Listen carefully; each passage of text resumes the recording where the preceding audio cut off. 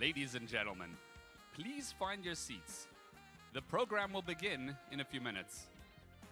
Ladies and gentlemen, please find your seats. The program will begin shortly.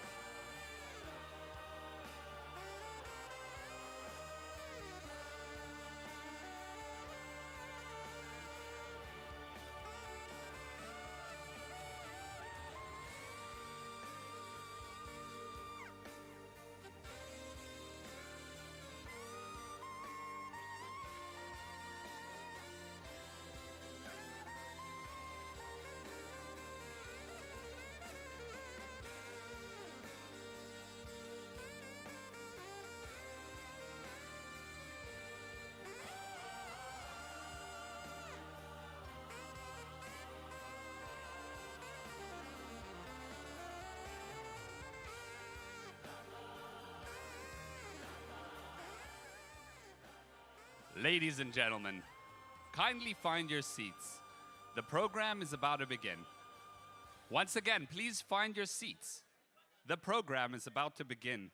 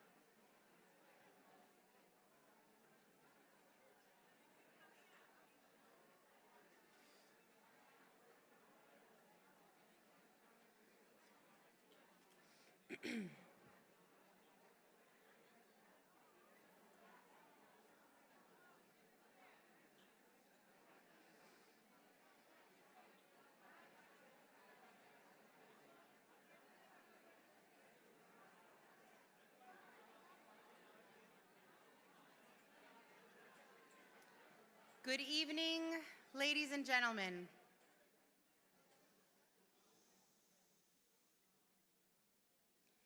I'd like to welcome you all to our Then and Now event, a profound evening of remembrance, honor, and hope. I'm Zahava, and I'll be your MC for tonight's program. As I stand before you tonight, I'm filled with gratitude and reflection. I've been working at the JCC of Greater Coney Island for almost 10 years now, starting out as a young intern and now as a program director for the Holocaust Survivor Support Services Department. I never imagined how profoundly this work would touch my soul. Every moment spent serving Holocaust survivors has shaped me in ways I could not have anticipated. I have a quote by FDR hanging on my desk. Far and away, the best prize that life offers is the chance to work hard at work worth doing. This resonates deeply with me, reminding me of the privilege we have to make a difference. Tonight is about honoring our survivors. The ones we've lost, may their memory be a blessing. Most importantly, the ones who are still here today. We stand here in the presence of extraordinary strength and resilience. To our Holocaust survivors present here today, we offer our deepest respect and gratitude.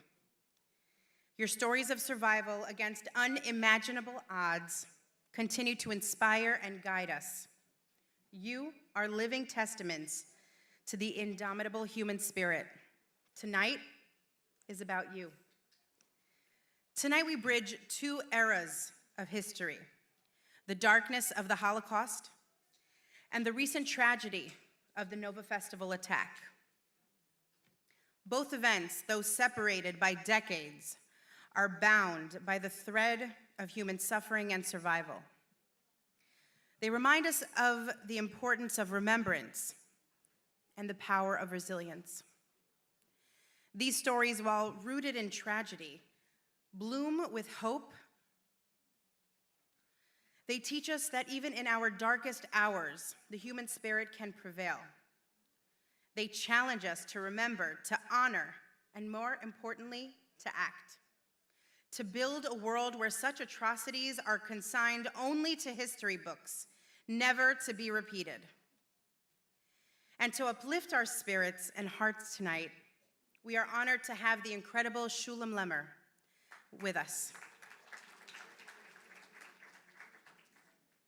His soul-stirring performance will serve as a beautiful reminder of the power of music to heal, to unite, and inspire. As we proceed through this evening, I encourage each of you to open your hearts to the stories you'll hear, to feel the weight of our history, to reflect on our collective responsibility, and to embrace the hope for our future. Let us remember the past, honor our survivors, and commit ourselves to creating a world of understanding, compassion, and peace. To set the tone for this evening of reflection and hope, we welcome Rabbi Akiva Kelman to lead us in prayer for the safety of our hostages and our brothers and sisters around the world. We will begin by reading Psalm 121, a powerful text that has brought comfort to many generations of Jews in times of hardship. We would also like to welcome Mr. Danny Flam to blow the shofar, symbolizing our collective hope as Jews for a safe and prosperous new year.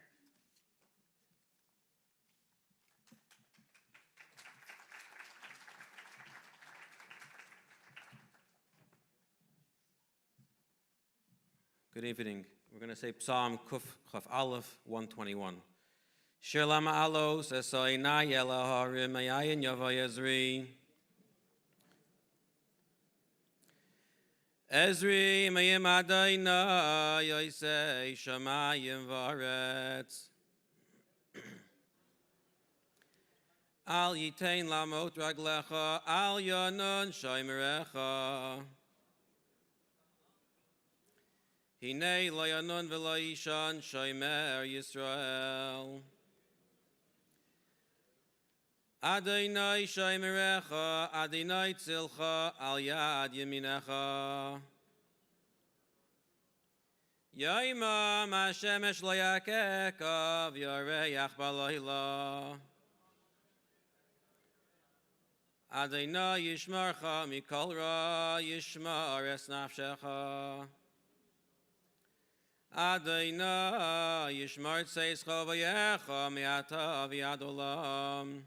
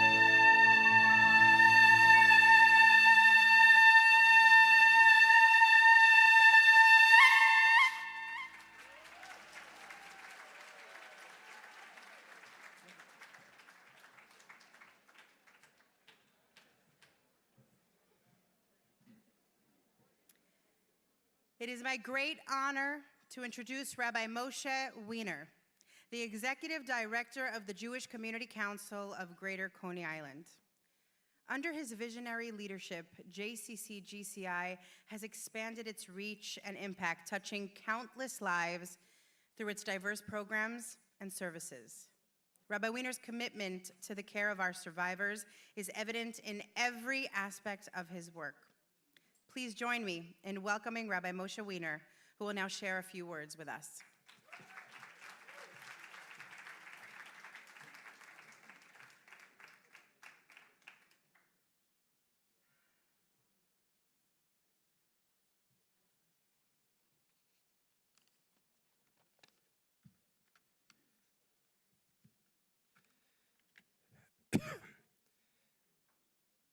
Thank you, Zahava, for your kind words and for the impassioned professional support you offer our Holocaust survivor clients.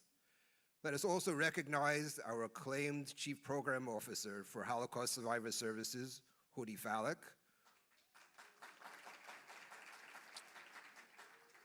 who is responsible for envisioning and then actualizing and inspiring support for this evening's event. Many of our amazingly dedicated and skilled staff are with us here now and assisting.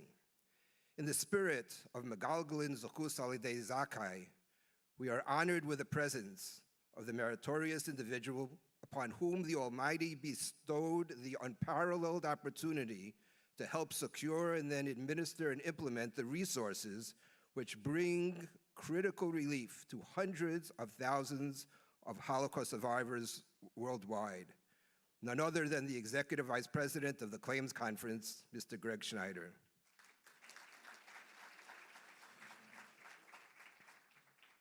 I also have the rare opportunity to publicly acknowledge my wife and her and my wonderful children's dedicated, long, extraordinary self-sacrifice and forbearance, which has enabled me to dedicate the time and effort to the initiatives which will be described this evening.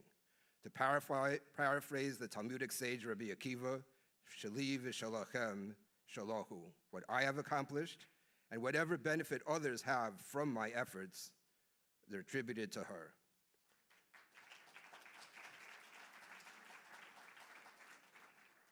On behalf of the Board of Directors and staff of Jewish Community Council of Greater Coney Island, thank you for joining us at this evening's benefit gala, a historic opportunity to honor and support the last surviving survivors of the Holocaust. Despite the Jewish and Coney Island in our organizational name, Jewish Community Council of Greater Coney Island has expanded over 51 years to become a major provider of wide-ranging social services across New York City, with 40 service sites throughout the 5 boroughs, staffed by over 350 professionals. We assist thousands of individuals and families each day from all ethnic and religious backgrounds through diverse, cutting-edge, and impactful programs and services provided through our 5 divisions: senior support systems, vocational support systems, educational support systems, community support systems, which includes our Cure Violence, Mental Health and Trauma Recovery Center initiatives, and management support systems, our nonprofit help desk, capacity building technical assistance provider to New York City's nonprofits. As one of the largest providers of social services for Holocaust survivors, we face a critical challenge. While the overall survivor population is diminishing, the needs of those remaining are intensifying. The support we receive from the Claims Conference is extraordinarily generous, but it is not limitless, and the number of survivors requiring assistance exceeds available resources. Our waiting list constantly grows, populated by hundreds of survivors each year, with additional new applicants weekly. This is not just a statistic. It represents frail, vulnerable Nazi victims who urgently need immediate help with the most basic activities of daily living, such as bathing, dressing, and eating. How can we tell Holocaust survivors in their 80s and 90s and even older that they need to wait weeks or even months before we can initiate vital home care support? According to the Claims Conference recently published demographic report, there are over 10,000 living survivors in the borough of Brooklyn. Tonight, we are blessed to be in the presence of survivors of the Holocaust and survivors of October 7th. As much of these horrific events cannot be compared, there is a common denominator which motivated their barbaric perpetrators: pure, unbridled hatred. Judaism teaches us with clarity, wanton hatred can be combated only with pure, uninhibited, unyielding love and acts of kindness. We need love that costs us something, love for which we get nothing in return. The doctrine of divine providence mandates that we learn from everything we encounter. Let us learn from our enemies' determination and willingness to sacrifice everything to harm us. We must be willing to sacrifice our comfort to help others with at least the same passion they employed for destruction. As a rabbi answered a philanthropist who was concerned whether he was donating adequately, one should give until it hurts. A great spiritual leader, himself a Holocaust survivor, famously responded to a follower who asked who he could approach for blessings after the great rabbi relocates.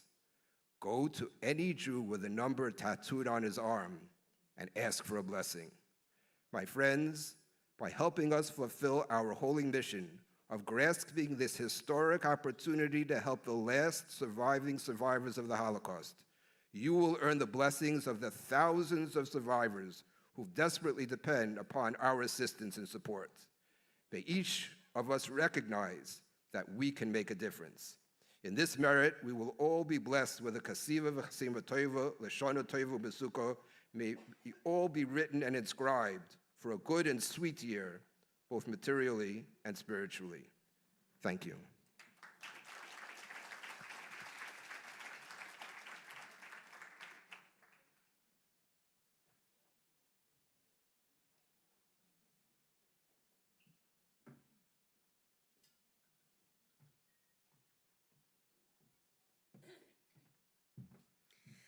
I'm honored to welcome you to tonight's powerful and intimate conversation. Our moderator for this evening is the one and only Slavy Youngreis-Wolf. Slavy is the daughter of Holocaust survivors, Rabbi and Rebbetzin Youngreis, and is a respected author and lecturer with years of experience in resilience building and bridging connections between Jews from all over the world. Slavy will be leading our conversation with two remarkable survivors. Though their stories span generations, they are united by courage and their commitment to never let the world forget. Mrs. Dali Rabinovich, a Holocaust survivor, and Shir Zohar, a survivor of the Nova Festival massacre that occurred on October 7th. Thank you all for joining us for what will undoubtedly be a meaningful and impactful experience. Let's all warmly welcome Slavy, Dali, and Shir to the stage.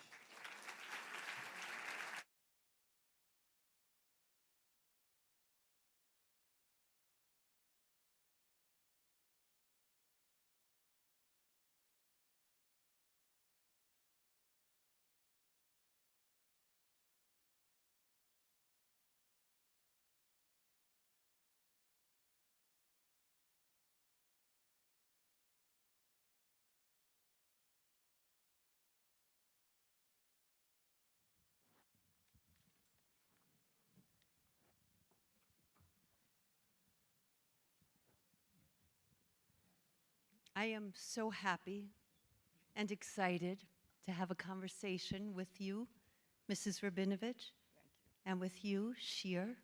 It's very special. We are 3 generations sitting here together, and we each have a story to tell. I myself was born, I always say, upon the ashes of the Holocaust. My father lost his entire family, and my mother survived Bergen-Belsen with her parents, but my mother also lost her grandparents and an entire family. When I was growing up, I was given this wisdom. When you go through a challenge and you go through darkness, you can either sit in the choshech, sit in the darkness and become sad or angry or bitter, or you can light a candle and illuminate, make it light. Tonight, I want to hear and I want you to share your light with me and with all of us in this room. So, Mrs. Rabinovich, I'm going to start with a question for you from all of us. You went through the Holocaust. Was there a moment that you can share with us where you knew that life would never be the same? Something that stays in your memory until today? Thank you. I knew your mother very well, Thank you. personally. Of course, I read her book, and I know all the horrors that she went through as well. I am a Holocaust survivor of Auschwitz. And very briefly, if I may, I will talk about what I went through during my stay in Auschwitz. As people know, there were 1 million of Jewish people arriving to Auschwitz. My family was one of them. My father, my mother, 3 of my brothers, 2 of my sisters and sister-in-laws arrived to Auschwitz. They asked us to leave all the belongings right there at the railroad station. And the selection began. The only luggage that my father carried with him was the bag of his talents and tefillin. My Zaidi also only carried his talent. Nothing was allowed to be taken. We had to leave everything at the station. There were mountains and mountains of luggage from the arrivals of the Jews coming to Auschwitz. When the Nazi saw that my father carries the bag under his arm, he snatched it from his arm, threw it on the floor. My father begged him to allow to carry just that one religious item.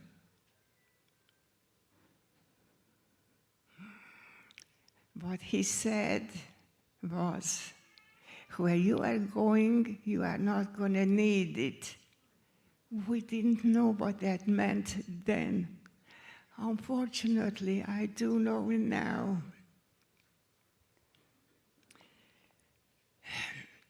When the selection began, I think that most of you people have heard of Dr. Mengele.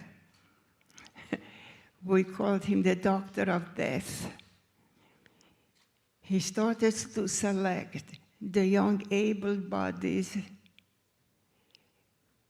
to go to the right. Young mothers with babies and children and the older folks to go to the left. I was selected to go with my mother to the left. My 2 sisters and sister-in-law were pointed to go to the right. Walking a little while, my mother asked me where my sisters and sister-in-law. I said, Mommy, they went to the other side. We will soon meet. Mrs. Rabinovich, it must be so my incredible mother let to go of keep my that. hand, and she said, Shaindiko, run after them. Ma said, run after them. I did. Dr. Mengele must have been blinded. No one from the left were allowed to turn around and go to the right. This was one of the occasions that Hashem and my mother saved my life. I want you to hold for a moment that picture for us so we can absorb, we can understand. And I want us to understand now the pain that has continued for the Jewish people with Shir on October 7th.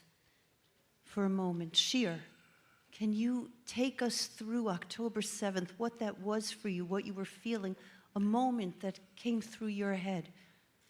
Yeah. So In October 7, me and my best friend went to the party together.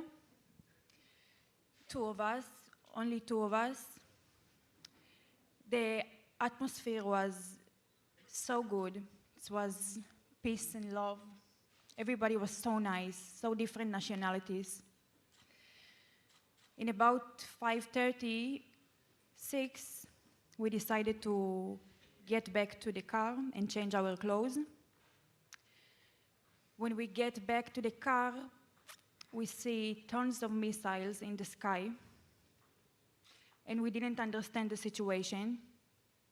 We get back to the party and see all the cups on the floor. We didn't understand what's happening, so we decided that we are getting home as fast as we could. So my friend was driving, and she started drive and drive until we saw 5 men, 5 terrorists on the road. What were you thinking, Shir? I didn't understand what's happening because there was with IDF uniforms and Hamas headband. They shot it on all of our car. The bullets get inside the car and didn't hurt us. That was one of our biggest miracles. That they didn't hurt us. That they didn't hurt you. Yeah. So let's hold that for a moment, and we're going to ask Mrs. Rabinovich now. We're going from October 7th now back to your story. And if you can share with us, if you can tell us, how are you here today? And you look so strong and beautiful, Mrs. Rabinovich. Is there a feeling, is there a person, is there something that has given you strength to be here right now? How do you get up in the morning? I didn't quite We want to understand. hear The you. question was, however, can I talk a little more about my life during the Holocaust? Of course. Okay. I will make it very brief, really. The condition in Auschwitz was intolerable. When I asked one of the Nazis when I'm going to see my parents, he pointed his finger and said, "You see the smoke coming from that building? That's where they are." How old were you? I was about mitzvah girl. Very few my age really survived Auschwitz. I am just thinking of my dear young married sisters with their children in their arms, going into the building of the gas chambers. And the Gestapo, instead of showers coming from the shower head, they breathed poison gas. They all died, never there. And their bodies taken to the crematorium and burned it to ashes. I was visiting, I went this summer with a group of women to Auschwitz. And so when you say this, I can't even imagine how you're still here and you went through all that. Here I am so many years later and I see it. How are you here? It is Hashem who gives us the strength, and I am very strongly You are. believe in Hashem. I am an Orthodox Jewish woman, and what I went through, and I am now alive, be able to talk, to walk, and to see with limitations. I am very grateful for Hashem that I am alive, although I went through. I would just like to say a few more horrible stories. I just want to ask, I'm going to go back and forth, and you'll have a moment. I just want to go back and forth from your story to Shir for a moment. Shir, we just heard Mrs. Rabinovich say how she's grateful. Is there somebody from that day that you can say that you are grateful for? How are you here? So, in the middle of all of the chaos, we should get out of the car because they shot it on us and the car wasn't working anymore. So we start walking on the road until we saw 3 cars blocking the road. 3 men, Israeli men, which one of them was Ori Arad, a 22-year-old boy who was bartender at the festival. He spoke to his dad. He said to him, "Dad, I'm leaving. It's no matter what, I'm not staying over here." I looked at him and said, "Can I join to you? Can we join to you?" He said, "Of course, come, join in." He started driving about 5 minutes. He said, "Don't be stressed, girls, there is going to be shoots now." Ori ran over 2 terrorists. Motorcycles come from the sides and start shooting all of our car. They hit Ori in the head. In the head? Yeah. The car flipped over 3 times. With you in the car? When I and my best friend in the car, and we landed in the ditch of the side of the road. In these seconds, no one was on contrast. I was the only one awake. Ori shot, throw and throw. Only after 1 hour, Ori woke up. After being shot in the head, he woke up. He woke up, looked at Esther, smiled, and turned the radio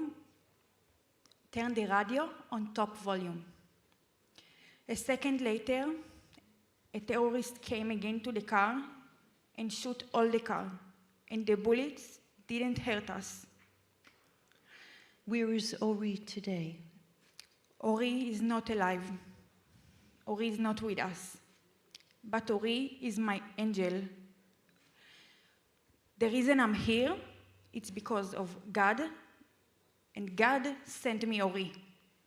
God is my power, but Ori is the one who came and saved us. We visit the family of Ori all the time.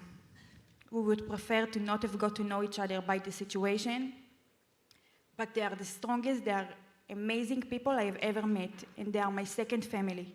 So you became connected to the family of this young man who saved you. How old are you? I'm 21. You're 21, and you've lived quite a life. Ori was 22. He was 22, and he was killed in front of you, and he saved your life. He saved mine and my best friend's life. 2 lives he saved, and he's saving me every day. So I'm going to come back to you in a moment, and I want to hear about your life now. Mrs. Rabinovich, did you want to share another memory with us?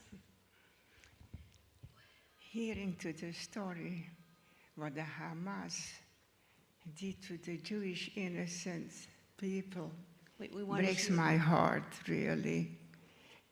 I affiliated with it, what I went through. I'm just going to shortly say about the death march, if you don't mind. On January the 18th, 1948, the remaining of the prisoners of Auschwitz, and there were still thousands of us, were ordered to leave Auschwitz with a cotton dress, with wooden clocks, marching day and night without any food or any drinks.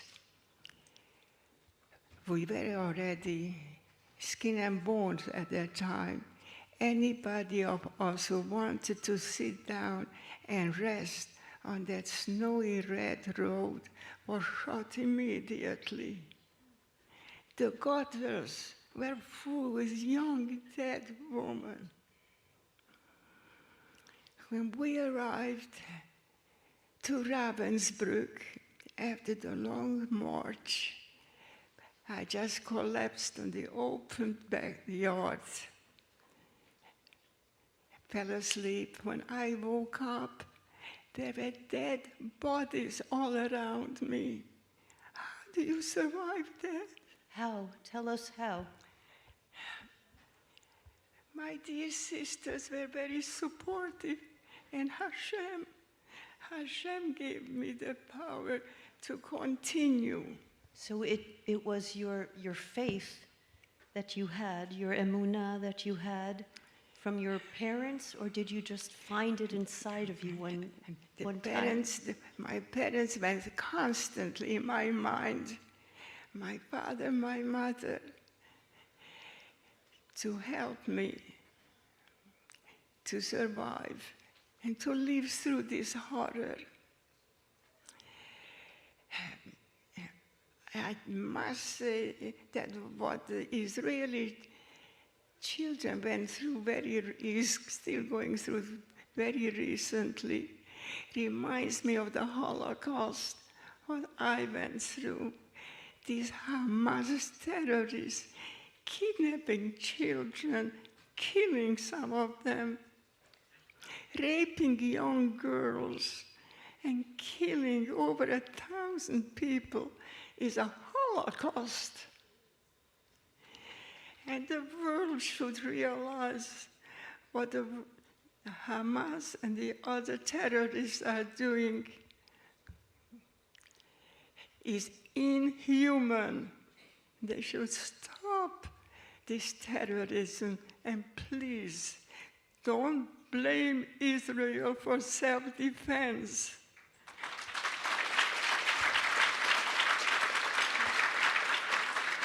So Shir, I see that you have tears in your eyes. Tell me why you're crying as you hear Mrs. Rabinovich speak. You are my power. Look at that, Mrs. Rabinovich. You are Shir's power. Tell me about that, Shir. So both Esther and I trying to return to life, to understand that every day is a gift. And we're saved by crazy miracles, incredible miracles. We discover strengths that we never knew we had, and a drive to survive. Shir, no paper. Tell me from your heart, how do you feel today? What are you doing with your life? Why did God keep you alive? Why did God give you a miracle? I have a mission. Okay, tell me. My mission is to remind my hero every day, every moment, everywhere. I'm here for a reason. God could take me in that day, but He didn't, because I have something to do in this world. And What? one of them, Tell us what? remind my hero and to remember and to show everybody that we are still here, we are gonna be here for years. We are going to continue for years and years. And for you, Dolly, I want you to know that when I'm hearing you, you are my power, you are my strength. This smile makes me everything. Thank you. Mrs. Rabinovich. In a way, you are giving us the strength and the belief that life will go on. Really, I must say that there are nights when I cannot sleep because of the atrocities of what I went through and what the Israelis are going through now. If you could speak to the generation today and give us a message from your life, what would that be? But I am really asking the people today to stop the anti-Semitism,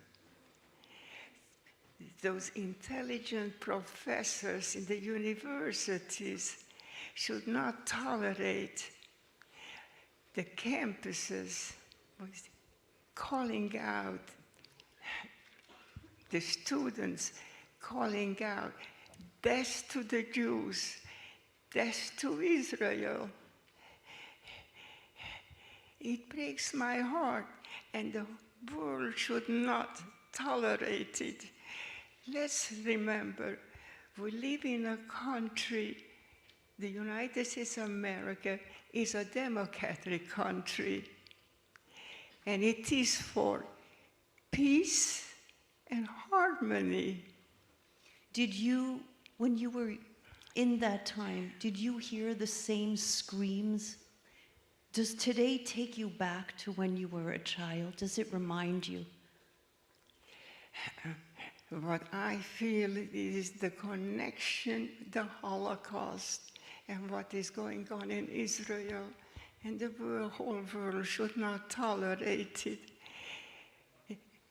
As I said before, democracy is for peace. Hate is poison, and we should stop the poison and select gold, which means peace. Shir, I want to ask you something. How has your life changed spiritually since October 7th? Because you've seen miracles, and your name is Shir. Shir means a song. That's a mission in life too. Can you tell me, from that day, you have such a beautiful smile on your face. How have you changed since that day? My belief in God, before I didn't used to speak to him. I didn't spoke to him directly. I wasn't doing it. Only in that day, when I didn't add nothing to you hold him, I hold God and I spoke to him. And from that day, I know that every time I need something, I look up to the sky and talk. That's what the most change I got, and I can see only miracles from that, because I know that someone is hearing me in the sky and going with me, with my hand, everywhere. I know now Hori sitting here with us. That's so beautiful. It sounds to me as if on that day of October 7th, instead of just being left with the tragedy, you found your soul. You found your my soul. neshama. Absolutely. I found it, and I know my place is to be, how am I going to say it? I want home. I want babies. I want kids. It wasn't stuff I was thinking about them before. I know what I want now. You I want know Jewish home. Of course. Of course, only Jewish. But I understand what's important in life. You Yeah. love life now. I starting love life again. That's so beautiful. I want to tell you too, and I see how much love you have for Mrs. Rabinovich, who you just met, that when you've come here all the way from Israel with this story, you have a family, you have a mishpacha here, and maybe we all don't look the same, or we all don't think the same, or dress the same, but we are the same inside, and we can be generations apart, but we have so much love just because we're Am Yisrael, we're this one nation. Am Yisrael Chai. Tell us, Mrs. Rabinovich. I am also grateful for organizations like you and like other Jewish organizations who make it aware for the world to know and to realize that there is no room for anti-Semitism, for Holocaust.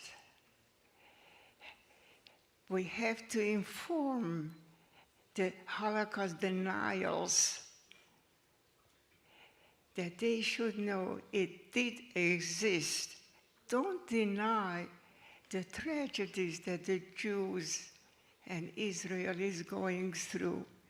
If they would ask me, I would tell them, if their children, I'm talking about the Niles, if their children, their wives, their parents, and other relatives would be taken to a place like Auschwitz, gassed, their bodies burned in crematoriums, or put into mass graves, never to return, would they still be denied?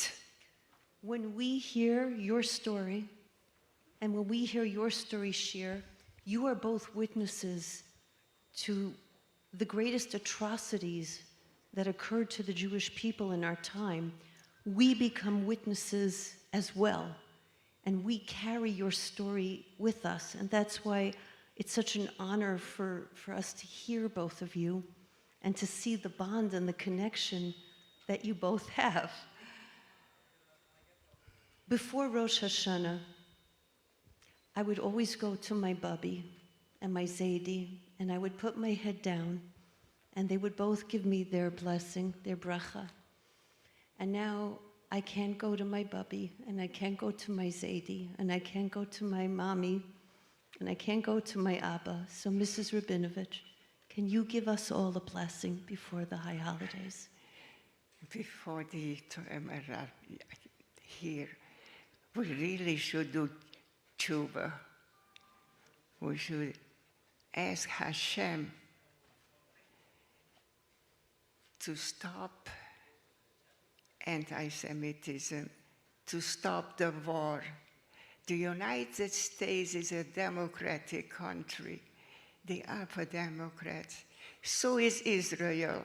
I would say, God bless America. Amen. Am Yisrael Chai. Amen. Thank God you so bless much, both Israel. of you. And now we have a very, very special gift for both of you, a surprise, and for all the Holocaust survivors in the room, a special gift from JCC GCI. I want to make sure I get that right. They prepared just for you. We have tonight Shalom Lemmer, who, this isn't on my paper, but I'm going to say it anyway, has the voice of an angel.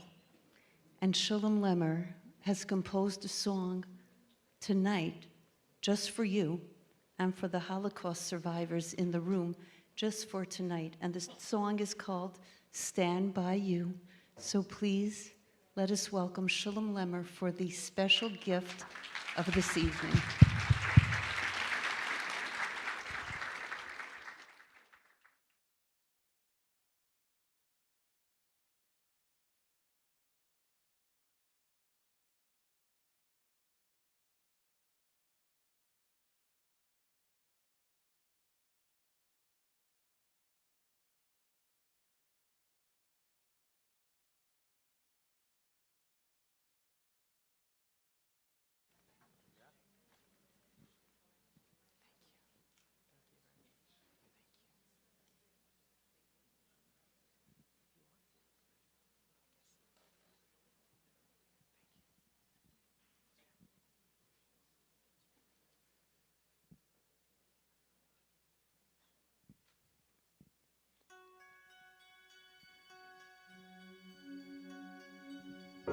When the world has turned to darkness,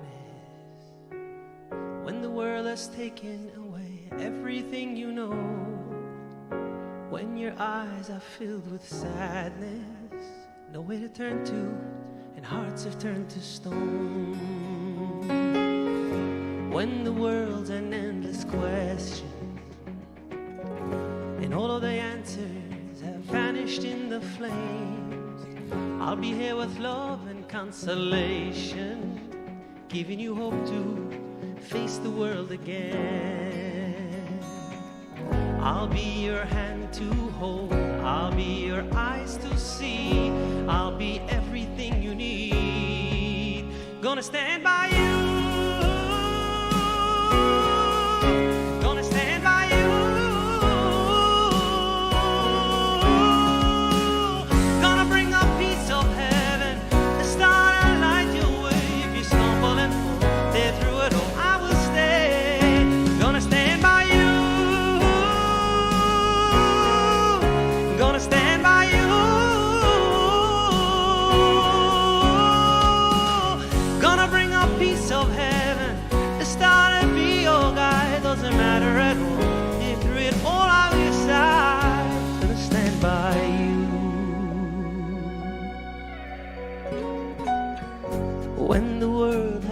forgotten, when the stolen years have turned to faded memories, when your steps are few and broken, you're still a light for those who choose to see.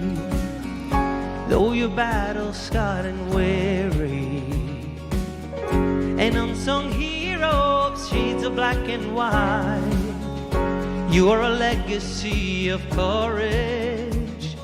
For you we rise and celebrate your life. I'll be your hand to hold, I'll be your eyes to see, I'll be everything you need. Gonna stand by you, gonna stand by you, gonna bring a piece of heaven, a star to light your way. If you stumble and fall, there through it all I will stay. Gonna stand by you, gonna stand by you, gonna bring a piece of heaven, a star to be your guide. Doesn't matter at all if you stumble and fall, through it all by your side.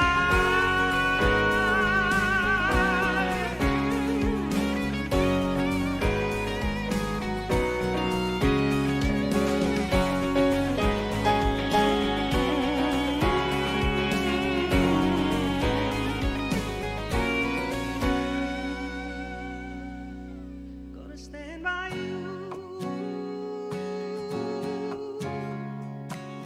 gonna stand, gonna stand, gonna stand, gonna stand by you.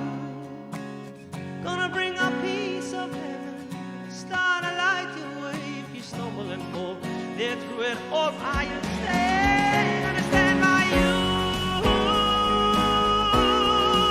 gonna stand by you. Gonna bring a piece of heaven, a star to be your guide. Doesn't matter at all, there through it all I'll stand. Gonna stand by you, will remember you.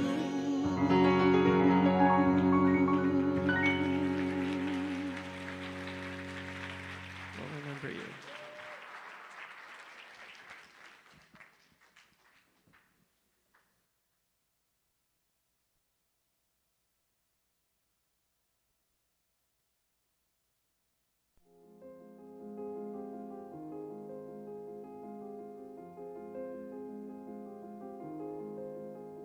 Hello, my name is Judith Friedman. I was born in Budapest, Hungary. My name is Sarah Teichmann. I was born in 1927 in Sosnowiec, in Poland. My full name is Sarah Zuckler. I was born in Poland, 1932. The name of the town is Ostrów Mazowiecki. It's near Warsaw. I thought all the girls were my friends at school, but two of them held me down on the floor, and the third one took some bacon and rubbed it in my mouth. They put bacon on my lips. I come up of a very religious home, so they used to pull my father, because he had a beard, he had bias, and we had us to religious things, so they killed him. Kill the Jews and give the life to the Russians. Bei Жидов спасай Россию. All my life, this is in my ear. This is a story of many people. My parents ran out from Warsaw Ghetto. Not everybody was bad. This fellow used to still bring some food, so he took him out from the ghetto. And they were hiding the whole time. That's how they survived. I was born by somebody's house. I don't have no birth certificate. Would you like to see a birth certificate? My name is Helen Kurtz. I was born in Poland, 1936. Very, very small place called Lizhensk. Our town was so small, it wasn't really important for the Germans. The Hungarians took our homes, small homes, but it was ours. When the Germans came in, the Jews, we had to wear the star Judah. They made selections.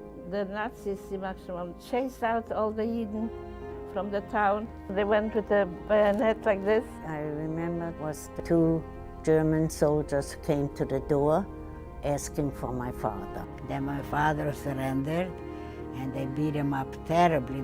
I had 5 brothers. They took them all away with my father. Now with my father, he was taken, in a group, and they shot him when I was 3 years old.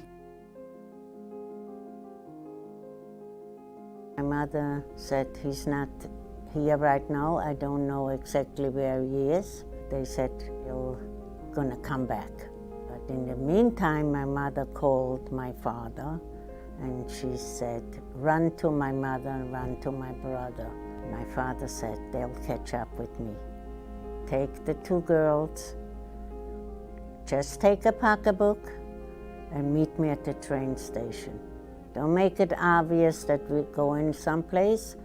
Just make believe you're going for a walk. I remember the train station with a lot of people. I remember that my mother was very nervous, and she wanted to get on the next train, which was an express. And my father said, it's too crowded.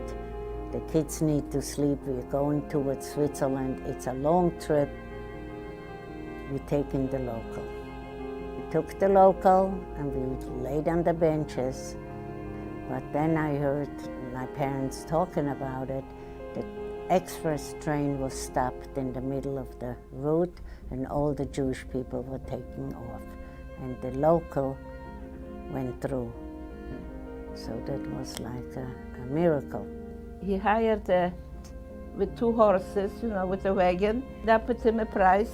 He should take us all the way to Ukraine, and there were the Russians. They made with Stalin a deal that because Stalin didn't want to go into war yet. In 1939, the Russians took us to Siberia. All I remember is traveling, and then being in a very, very cold place, starving and freezing. It was so cold, we used to sit like that because we got nothing. I was naked and hungry and everything. They said our parents died from starvation. I remember that in this one room we had a mattress for the 3 of us, my grandmother, my mother and me. And my mother was telling all the time, shh, shh, shh, be quiet. Just a few years ago I realized that I don't like to be enclosed places, claustrophobic. You know the phrase, it doesn't get more realer than this? That's the work that we do. So a lot of them have trauma where if they don't have food, they, it's a very, very triggering for them to have to relive that because they were starving as children. After everything that, they have witnessed and been through, for us to be able to provide services to them is such a blessing. The recent demographic study done by the Claims Conference, there are over 10,000 Holocaust survivors right now living in Brooklyn. And we feel it is critical that everyone in our community know that there are so many survivors out there who may not be getting the help that they need. I appreciate for everything. I mean, I would give you a kiss. Sometimes even my friends call me, oh, I don't feel good. I say, okay, come to JCC for lunch. You're going to feel better. You're going to be with your friends. You forget about your problem. Our age now, we have a lot of problems, a lot of health problems. But when you come there, you forget all about it. You just keeping smiling and hear to the music. And especially we get transportation. We don't have to worry about transportation. I consider it an incredible merit to be able to help the lives of so many Holocaust survivors. They're a very holy, vulnerable, special population, and we have a very limited time to help them, so this is our chance. Help us reach those survivors and give them the care that they need in their twilight years. This is a historical opportunity to assist the last surviving survivors. Thanks you, JCC. Thank you, JCC of Coney Island. Thank you for remembering us and helping us out as much as you all can. The JCC really changed my life.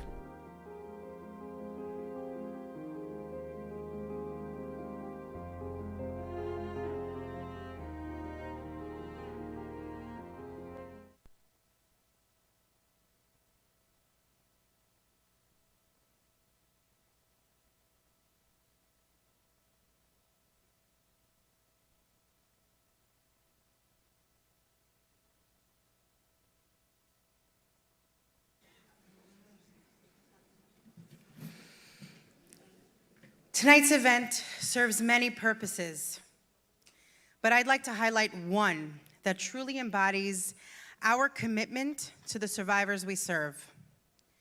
We are thrilled to announce the launch of our first official fundraising campaign with an ambitious goal of raising $1 million for our survivor programs. This campaign is more than just about raising funds. It is a testament to the immense value we place on the care and well-being of our survivors. By partnering with our friends at Cause Match and our generous matching contribution from the family of Paula Gold, honoring her memory, we've created a peer-to-peer campaign that allows each of you to become a voice and advocate for the thousands of remaining Holocaust survivors living in Brooklyn.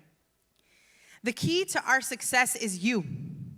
We're calling on everyone in this room to become an ambassador for this vital cause. By stepping into this role, you're not just helping us reach our financial goal, you are amplifying the voices of survivors, ensuring that their stories are heard and that their needs are truly met. You become their advocate, their champion, and a crucial part of their journey towards healing and living with dignity.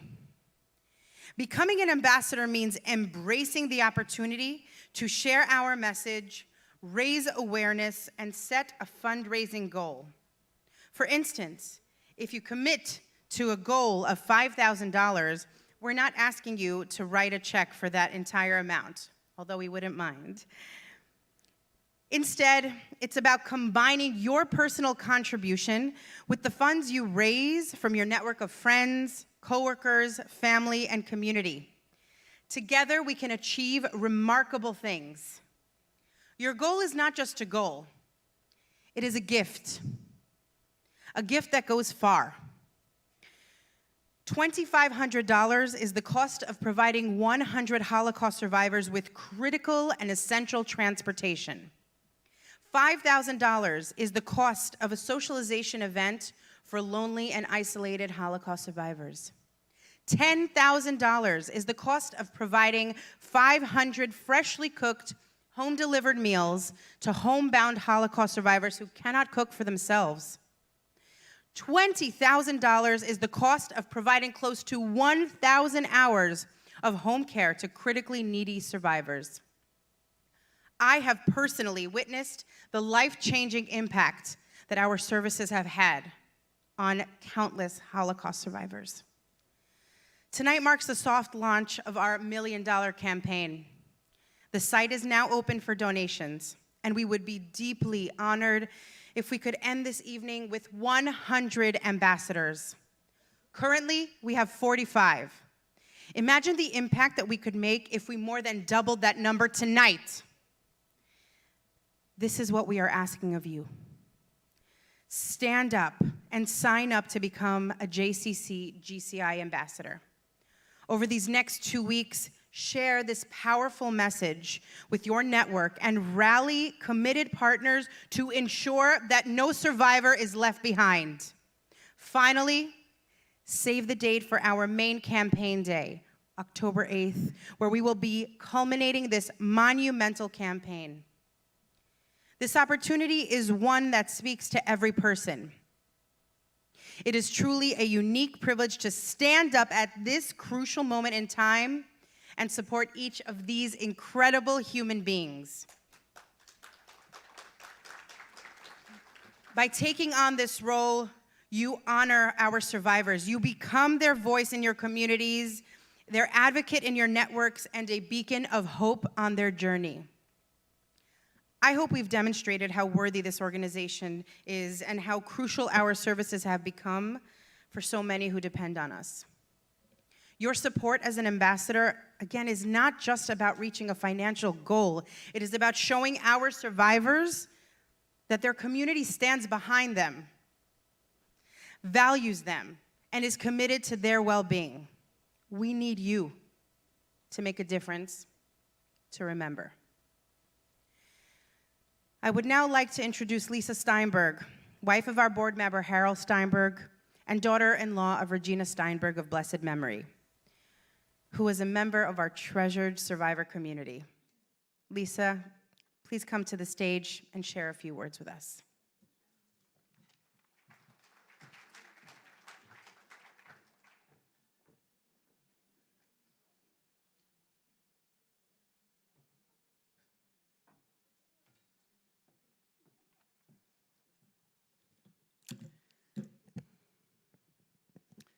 My beautiful, adorable, loving mother-in-law was a survivor of Auschwitz-Birkenau.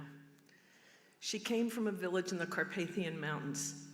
She and my father-in-law came to America after the war and built a family, a home, a business, and a life. The first time I met Regina Steinberg, I encountered a spry and sparkly and lively 80-something. She was so curious about the world. She read the New York Times daily from front to back. She loved maps, and she liked to look up where her children and grandchildren traveled and worked and went to school on those maps, so she'd always know where we were. She started every phone conversation by asking me, "What's news?" She accepted everyone for who they were, wherever they were, without judgment. She opened her heart and her home to me and her arms, and immediately I fell in love with her and her son very quickly. She came into my life not long after I had lost my own mother and helped to fill the hole in my heart. Months before our wedding, I told her that I looked forward to calling her mom. She said, "You don't have to wait. I'd love to be your mom." And she became mom to me from that moment on. And I guess because I was already in my 50s when we met, she became my friend as well as my mom. We laughed and giggled together a lot. We brought each other a unique joy neither of us anticipated at that stage in our lives. In the beginning, we never left her home without her emptying her freezer and loading us up with soups, kugels, blintzes, kokosch, stuffed cabbage, and so much more, all beyond delicious and made with love. As time went on, our roles began to reverse, as happens with mothers and children. I followed her lead and cooked for her, bringing her the delicious things she taught me to make. Harold took charge of so many things she could no longer manage on her own. We did everything we knew to care for her, but it became clear we couldn't do it on our own, and we needed help. And that's when JCC GCI came into our lives.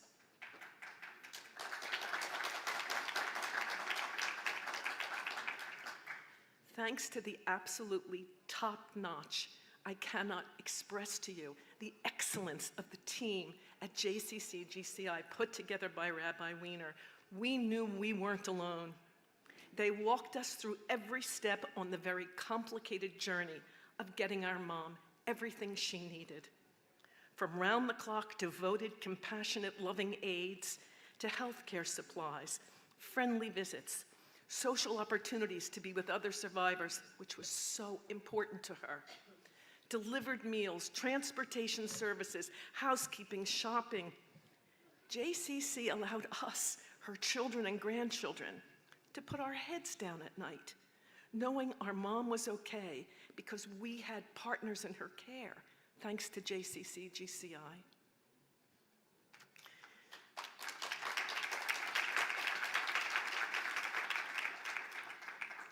Our mom left us last year, and her first yard site is next month. This Sunday, the 29th of September, would have been her 99th birthday, and it will also be her unveiling.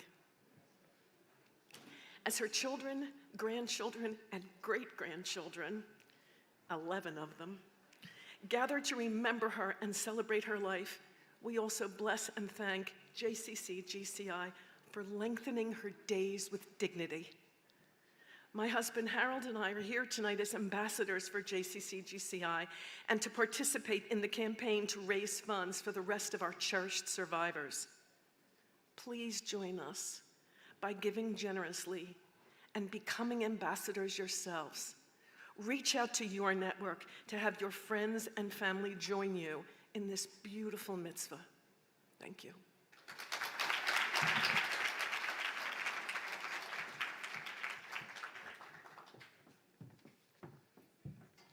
Thank you, Lisa, for sharing your powerful story with us today. Your words resonate deeply and reflect experiences of so many families in our community. Like Lisa, countless of families of Holocaust survivors are profoundly grateful for the support JCC-GCI provides in caring for the day-to-day needs of their loved ones. Lisa's testimony beautifully illustrates the vital role our organization plays in the lives of survivors and their families. This support, from home care to social programs, not only aids the survivors themselves, but also provides invaluable peace of mind to their families. Lisa's story is a poignant reminder of why our work at JCC-GCI is so crucial and the real tangible difference it makes in people's lives every single day. This is why JCC needs each and every one of you. And now for the performance we've all been waiting for, let's welcome once more to the stage Shulam Lember, a rising star in the world of Jewish music, known for his extraordinary vocal range and emotional depth. His performances are more than just concerts. They're spiritual journeys that resonate with people of all backgrounds. Tonight, Shulam will be sharing with us a selection of soul-stirring melodies that speak to the themes of resilience and hope and the enduring human spirit, themes that resonate deeply with the powerful conversations we've had this evening.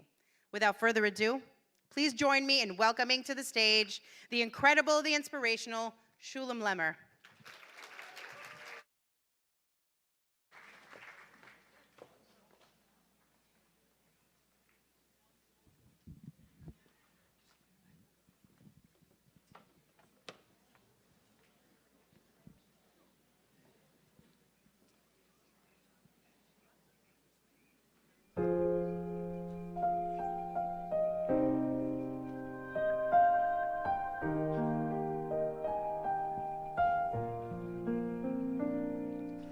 Writers of the history, stand with me, look into my eyes and see.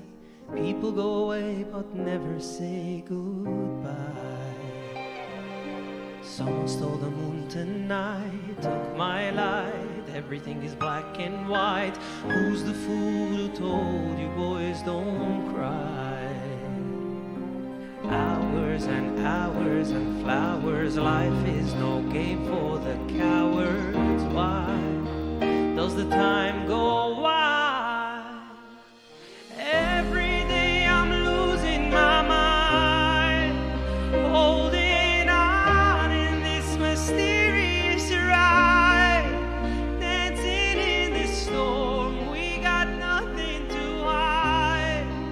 Take me home and leave the world behind, and I promise you that never again I'm still wet from this October rain, October rain.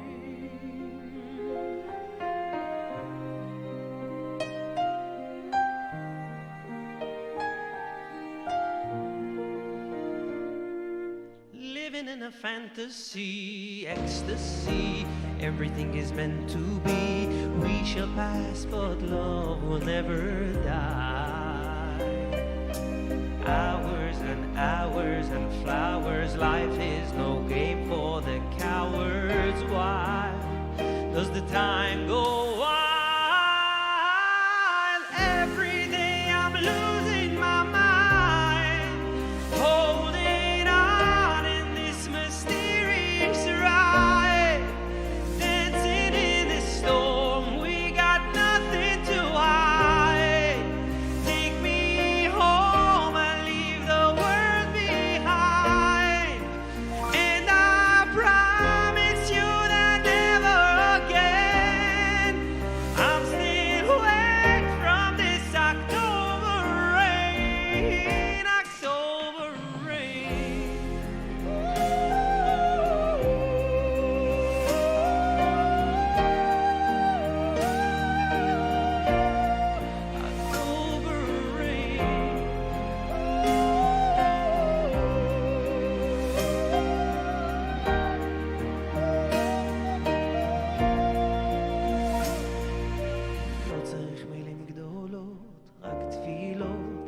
כשקשה להיות, תמיד אתה משאיר לי אור אחד קטן.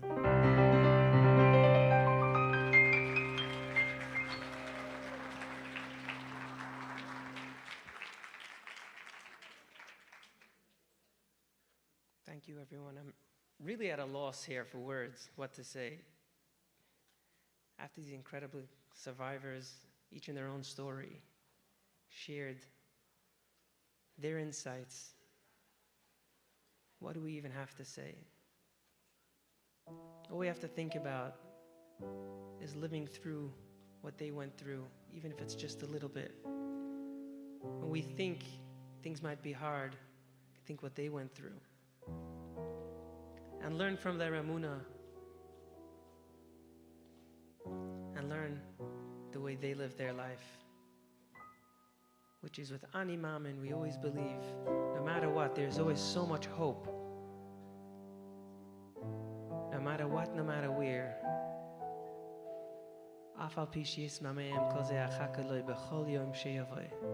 Every single day, we daven the Geula Shalem should come, and we believe it.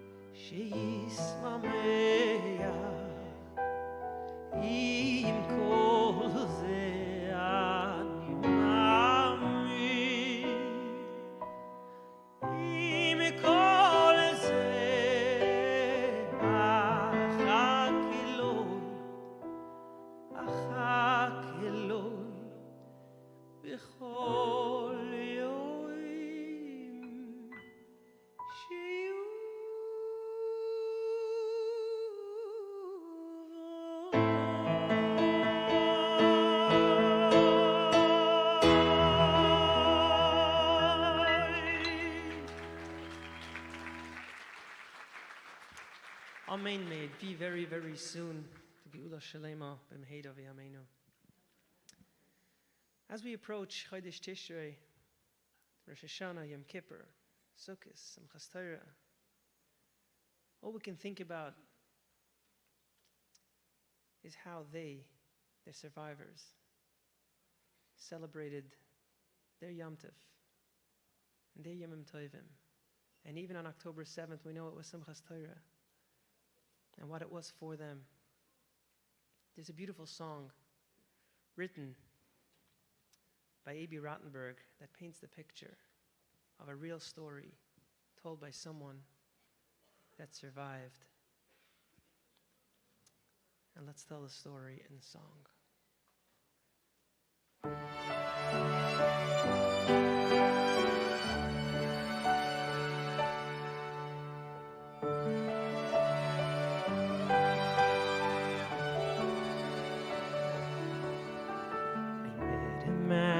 Sunday, he was on his way back home from a wedding in Chicago. He was traveling alone.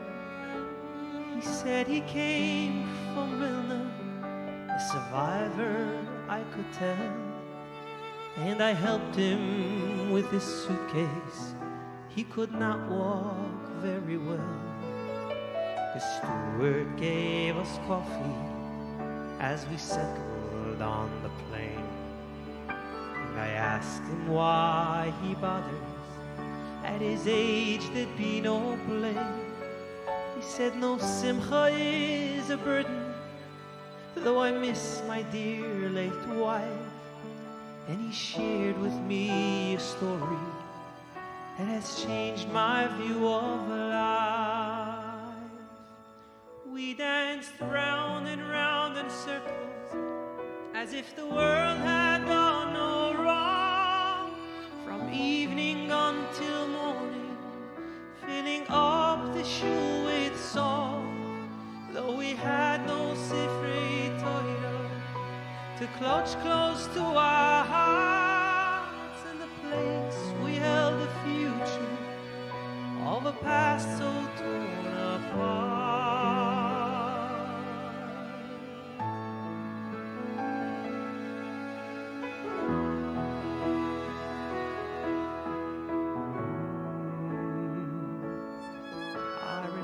Liberation, joy and faith both intertwined. Where to go and what to do, and how to leave the pain behind. My heart said go to Vilna. There I prayed once again, perhaps to find a loved one, or perhaps a childhood friend. Took many months to get there, from late spring to the fall. And as many others, close to 400 and all. And slowly there was healing, darkened soul now mixed with light. When someone proudly cried out, Simchas Torah is tonight. We danced round and round in circles, as if the world had gone on.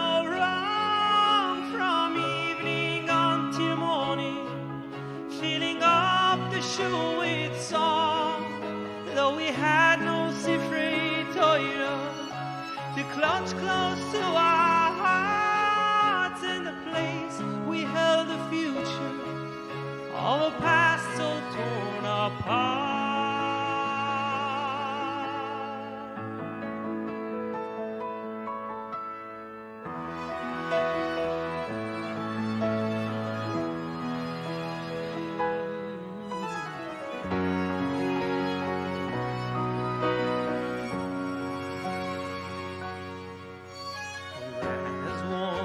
Towards the shul, our spirits in a trance. We tore apart the barricade, in defiance we would dance. But the scene before our eyes shook us to the core. Scraps of cedar, bullet holes, bloodstains on the floor. Turning to the eastern wall, we looked on in despair. There'd be no scrolls to dance with, the holy ark was bare. Then we heard two children crying, a boy and girl who no one knew. And we realized no children were among us but those two. We danced round and round in circles as if the world had done all wrong. From evening until morning, filling up the shul with song. Though we had no secret toilet to clutch close to our hearts, in a place we held those children, the Jewish people would live on. We danced round and round in circles as if the world had done no wrong. From evening until morning, filling up the shul with song. Though we had no secret toilet to clutch and hold up high, in the place we held those children, Am Yisrael Chai.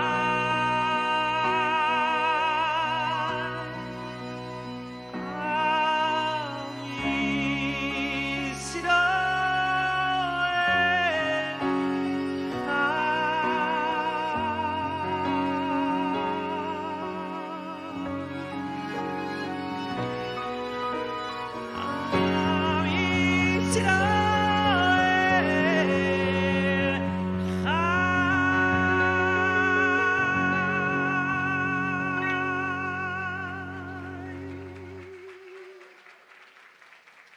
Am Yisrael Am Yisrael Chai. Just like you heard from them, they saw it, they believed it, they know it, and we also know it. Let's sing it together. Am Yisrael,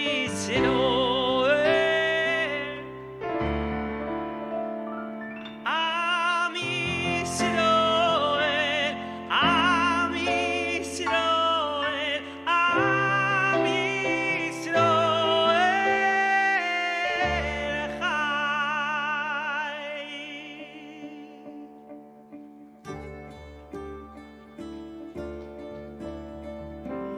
בקרוב תזרח השמש, נדע ימים יפים אלה, הלב נלחם בדאגות.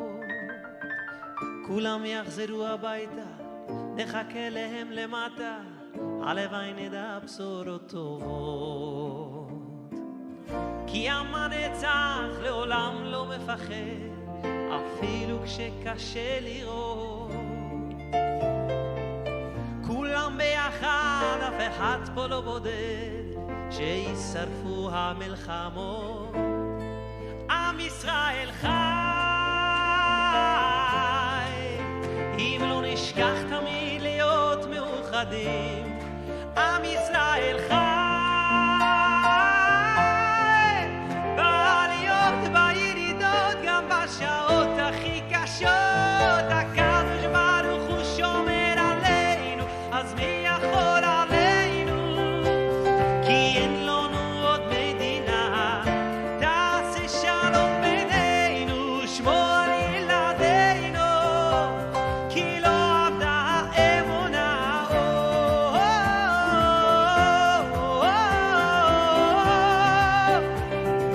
עם ישראל, עם ישראל חי.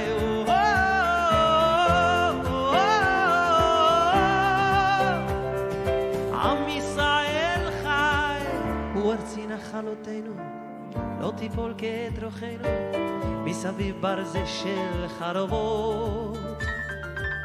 ויונה תפרוס כנפיים, התקווה בת שנות 2000, עוד נצא לשיר ברחובות. כי עם הנצח לעולם לא מפחד, אפילו כשקשה לראות. כולם ביחד, אף אחד פה לא בודד, שישרפו המלחמות. עם ישראל חי, אם לא נשכח תמיד להיות מאוחדים. עם ישראל חי, בעליות בירידות, גם בשעות הכי קשות. הקדוש ברוך הוא שומר עלינו,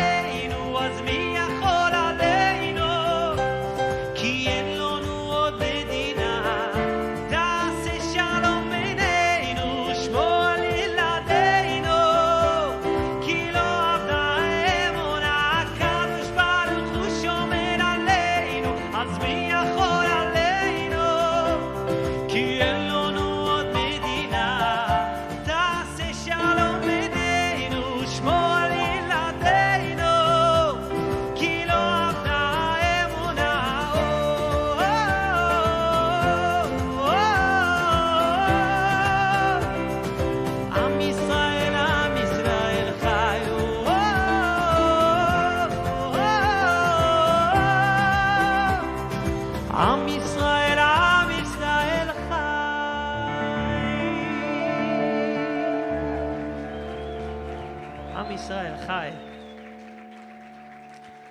Thank you so much, everyone, for coming tonight. Thank you for joining.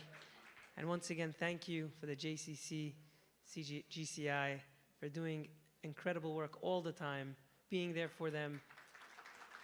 The least we can do is to be there for them a little bit so they can continue being for all of the survivors until Mashiach comes.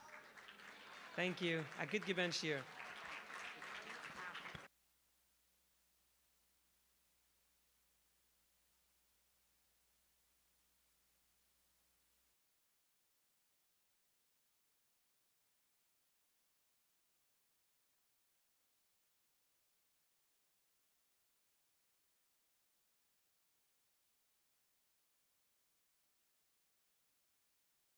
As we come to a close of this profound and moving evening, I want to express our deepest gratitude to everyone who made this event possible. First of all, thank you to each Holocaust survivor that came tonight to grace us with their presence so that we could honor them. To our sponsors who have made this evening possible, HCS, Magic, AmeriCare, Attending, Helping Hands, Caring, Silver Lining, All-American, BNV, and TrueCare. To our esteemed guests, Mrs. Dali Rabinovich, Shir Zohar, Slavy Youngrice Wolf, thank you for sharing your experiences and wisdom with us. Your stories of strength and hope have inspired us all. To Shulam Lemmer, thank you for your soul-stirring performance that beautifully complemented this evening's themes. We're incredibly grateful to our partners for their support and to our wonderful JCC GCI family for attending and engaging in these important conversations. Before you leave, I'd like to share again the opportunity to continue the impact of tonight's event. If you're inspired to take action, please visit our ambassador sign-up table or approach any of the JCC's event staff. By becoming an ambassador, you can play a crucial role in supporting the care of our precious remaining survivors. Please see about our special gift prepared for special levels of supporters and ambassadors. And now we invite you to sign up as ambassadors and enjoy the dessert reception and continue the conversations that have begun here tonight. I will end with this sentiment. Our survivors are the living bridge between past and present. Their testimonies etching our history into collective conscience. As they carried the weight of our story, so too must we now carry them. For in tending to their twilight, we honor not just individuals, but the resilience of an entire people. Thank you, and have a good night.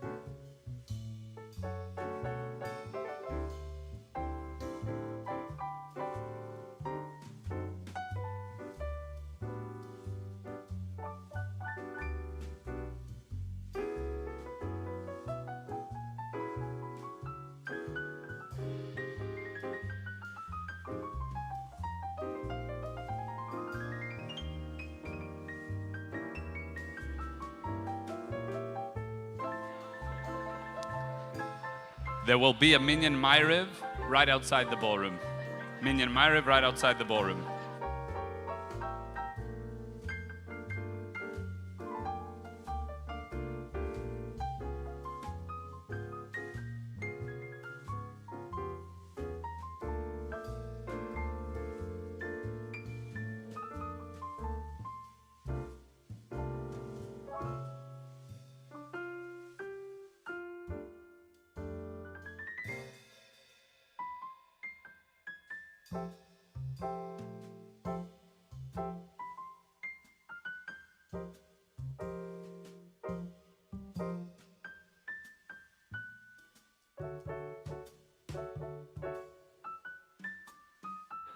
Okay, Minyan Ma'ariv in the front of the ballroom. Please join us for a Minyan Ma'ariv in the front of the ballroom.